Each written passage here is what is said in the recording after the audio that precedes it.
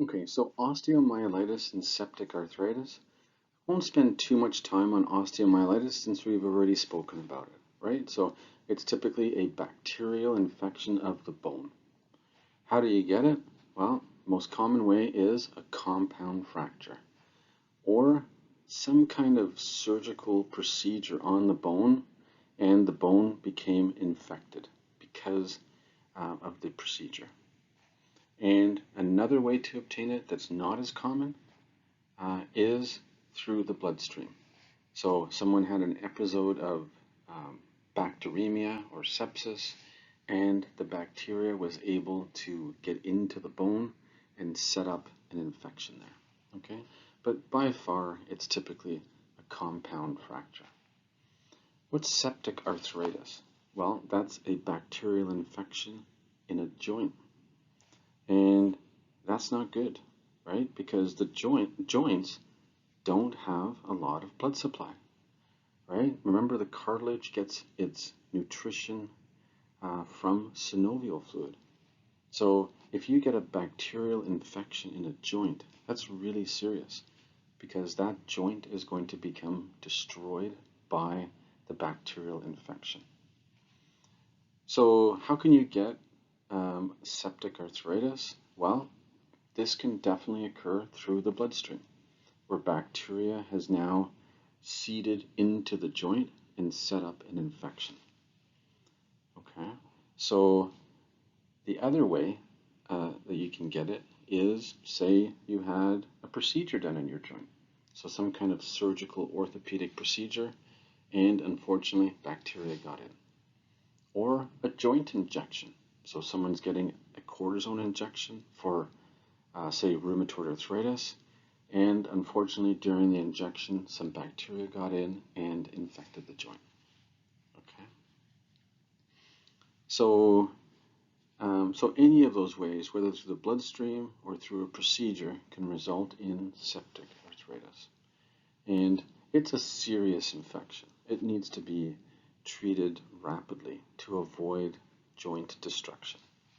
Okay, now osteomyelitis or septic arthritis are typically bacterial infections caused by Staphylococcus or Streptococcus. Okay, and why are they caused by those particular bacteria? Well, Staphylococcus lives on our skin. Okay, so if you have a piece of bone that comes through the skin, well, that's the bacteria that's going to attach on it. And we also have some Streptococcus on our skin too. So with osteomyelitis, it makes total sense, right? That as the bone's coming through, it's going to have those particular bacteria attached to the bone. Septic arthritis, well, in the bloodstream, we can have staph infections, we can have strep infections that then get into the joint and set up septic arthritis. Okay, now if you're having a surgical procedure or a joint injection, well, that makes sense because these bacteria are on the skin already, so they can get introduced into the joint. Okay, and typically with either one of these conditions, you're not well. You have fevers, you have pain either to the bone or to the joint. There's swelling and redness and tenderness. Okay, so a patient with septic arthritis has a very swollen, tender, hot joint. Okay, both of these conditions are treated with IV antibiotics, and with a joint infection, often the joint needs to be drained of the fluid because it's filled with pus. Okay, with an osteomyelitis, sometimes there's a collection called an abscess, which is just a collection of pus, and that sometimes needs to be drained. Okay, so how do we diagnose someone who has maybe septic arthritis because they have a swollen red joint? Well, we clean the area sterilely, we sterilize the skin, and we put a needle in and take some of the fluid out and examine it. Okay, and if it grows bacteria, and typically the fluid looks like pus when it comes out. It's not nice and clear like it should be. Synovial fluid is usually nice and clear. But with a septic arthritis, it comes out looking like thick milk. Okay, so it's usually pus in there. Often with both of these conditions, there's going to be an elevated white blood cell count, right? Because they're affecting the body. So there's inflammation, and that's creating an elevated white blood cell count. Sometimes when we take blood cultures, they'll grow the bacteria because the bacteria is circulating in the bloodstream as well. Okay? So on the left, you can see someone with osteomyelitis. So the skin is red and angry looking. And as I said, where can this come from? Typically typically a compound fracture.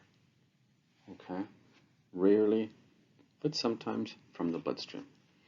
And when we look at the x-ray beside the image on the left, you can see that the bone is forming all these dark areas, and that's bone breakdown.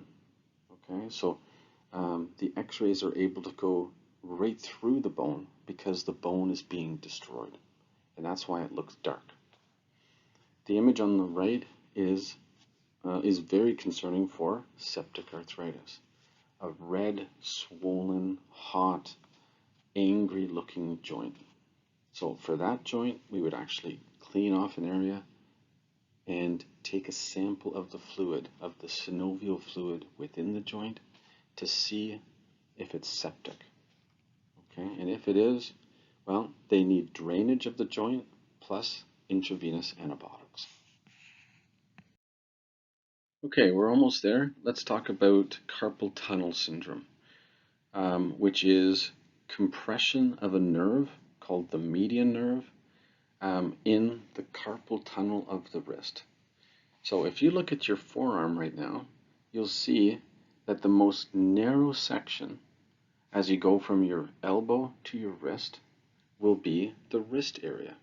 And there's a tunnel in there called the carpal tunnel that allows tendons to go to the hand, it allows blood vessels to go to the hand, and it allows nerves to go to the hand. And in particular, the median nerve is very sensitive to being compressed. So anything that narrows this already narrow carpal tunnel will lead to carpal tunnel syndrome. Okay? The median nerve has motor functions and it has sensory functions. Okay? So because the median nerve is being compressed, what motor aspects of the hand are going to be affected? Well, there's going to be weakness of the hand because the median nerve supplies some of the muscles of the hand. Okay. What about the sensory symptoms? Well, typically they have numbness of their thumb, their their index finger, their middle finger, and half of their fourth finger, their ring finger. Okay, so that's typically where the sensation is lost in carpal tunnel syndrome. Okay, so basically 3.5 digits: the thumb, the index, the middle, and half of the ring finger. There's pins and needles, or you can have total sensory loss. Usually it's pins and needles to that area. Okay, who's at risk for developing carpal tunnel syndrome? Well, anyone who does repetitive type work.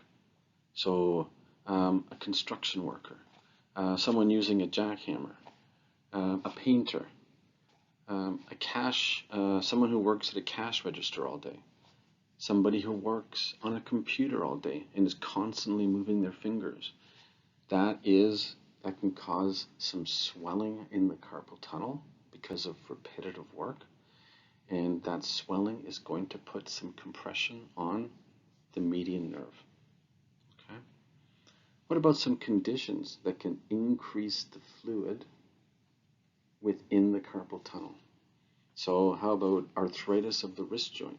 Well, there's going to be some swelling around the wrist joint, which can add to fluid in the carpal tunnel.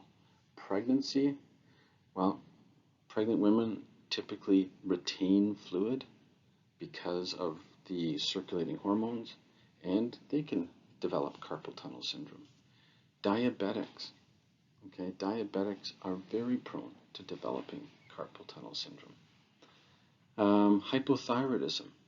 Well, in hypothyroidism, your metabolism is slowed down, and you can have excessive tissue and fluid in the carpal tunnel. Okay, and finally, a wrist fracture. Well, that makes sense because there's going to be more swelling there. Okay. So what are the symptoms? Well, we mentioned that. Some numbness of the thumb, the index finger, the middle finger, and half of the ring finger. And weakness of the hand. So people often come in and say, you know what, I can't really hold my coffee mug anymore. Or I can't hold my drink anymore because my hand just feels weak. So that's the motor aspect of it. Okay. It often gets worse at night. Why? Because people sleep with their wrist flexed. And when your wrist is flexed, well, that makes the carpal tunnel even more narrow. So they wake up in the middle of the night and they have more numbness and tingling to the digits. Okay. So often at night and in the morning, it can be a bit worse in terms of symptoms, and then it can get a bit better through the day because the wrist is being moved. Sometimes people will wear a wrist splint to stop the movement of the wrist at night, so that they don't sleep with their wrist flexed, and then they wake up with numb, and so that they don't wake up with numb fingers. Okay, so wrist splints can help. Typically, it's going to be surgery to open up the carpal tunnel and release some of the pressure that's occurring in the carpal tunnel. Okay, so another slide on carpal tunnel syndrome. So the image on the right shows you very clearly the sensory loss, or the area of the hand that's affected by carpal tunnel syndrome, right? So it's 3.5 digits. Okay. Now, what's Tinel's sign? So Tinel's sign is basically just tapping over the wrist joint on the surface that's being shown, which is the volar surface of your wrist. So you're tapping over the median nerve, and that can cause increased tingling and pins and needles to the area that's supplied by the median nerve. So that's Tinel's sign. What's Phelan's sign? Well, you can flex. I mentioned before that when you flex the wrist, you make the carpal tunnel smaller. That's why people get more symptoms at night when they have a flexed wrist, for example. But we can do that. We can ask someone to flex their wrist and hold it. And if they get more tingling in those first 3.5 digits, that's a strong indicator of carpal tunnel syndrome. Okay, so Tinel's sign and Phelan's sign. How do we diagnose carpal tunnel syndrome? Well, typically with nerve conduction tests. So electromyography. So we set up electrodes and we test the conduction of electricity through the median nerve and into the fingers. And in carpal tunnel syndrome, the conduction of electricity down the median nerve is really affected. It's blocked, right? So we're going to get a delay of conduction on the nerve conduction test. Okay, and that's diagnostic for carpal tunnel syndrome. And typically, before any surgery is done, patients need to have this EMG done to show that they have delayed conduction in the median nerve. Okay. So what's the treatment? Well, we often check for underlying conditions such as diabetes, so we can just do a blood sugar, and hypothyroidism, so we can check a TSH. Okay. If those are normal, in the short term, we can use non-steroidal anti-inflammatories to try and get some of the fluid and inflammation out of the carpal tunnel. Sometimes patients can have a cortisone shot to reduce the inflammation in the carpal tunnel. I mentioned a wrist splint to stop the wrist from flexing, which causes less space in the carpal tunnel. And finally, surgery. And what do they do in surgery? Well, they open up, they make an incision, and there's a very strong ligament that holds everything together. And they do a carpal tunnel ligament release. So they cut across the ligament, and that allows more space for all the structures, including the median nerve. Okay, so let's look at the last condition here, rhabdomyolysis, and this occurs from muscle breakdown. So the muscle breakdown could be from a crush injury, from severe overuse of the muscles, such as marathon runners, a significant electric shock that's caused muscle injury. Certain drugs can cause rhabdomyolysis, such as cholesterol drugs called statins. An extensive burn, a deep burn that's burnt into the muscles and damaged the muscles, causing them to release their contents. Okay, so really rhabdomyolysis is muscle injury and death, leading to release of the contents that were within the muscle, which is myoglobin, potassium, and creatine kinase. Those are all contents of muscle cells. So what are the symptoms of rhabdomyolysis? Well, muscle pain and tenderness, dark brown urine from the myoglobin. So you get myoglobinuria as the myoglobin is filtered by the kidneys. You can get weakness and confusion with this condition, and reduced urine output, because these products that are being released by the kidney can clog up the glomeruli. Okay, and as the kidneys, which are fantastic filters, are being clogged up by these molecules, well, they can't filter the blood as well, and it'll lead to renal failure, okay, and reduced urine output. So what kind of tests can we do to see if someone is developing rhabdomyolysis? Well, we can check the urine for myoglobinuria. We can check in the serum, in the blood, a creatine kinase, because that comes from muscle cells. We can check the potassium, because cells release potassium when they die. And we can check the creatinine, which also comes from muscle breakdown. Okay. I mentioned the renal failure. Well, that occurs from all those metabolites just clogging up the nephrons. The cardiac arrhythmias, that's from the high potassium. So whenever you see high potassium, always think of the electrical system of the heart, leading to abnormal and dangerous cardiac arrhythmias. Okay. So how do we treat this condition? Well, we treat it by first identifying, well, what's the cause? Is it from the severe burn the patient has? Or is it from the crush injury? Or is it from a medication that was started? Okay. So identifying the cause is very important. Intravenous IV fluids, very important to keep the fluids flowing to the kidneys, to try and stop all these metabolites from clogging up the kidneys and potentially resulting in renal failure. So you're trying to flush out all of these metabolites through the kidneys and into the urine. Okay, and that typically requires high volumes of intravenous fluids.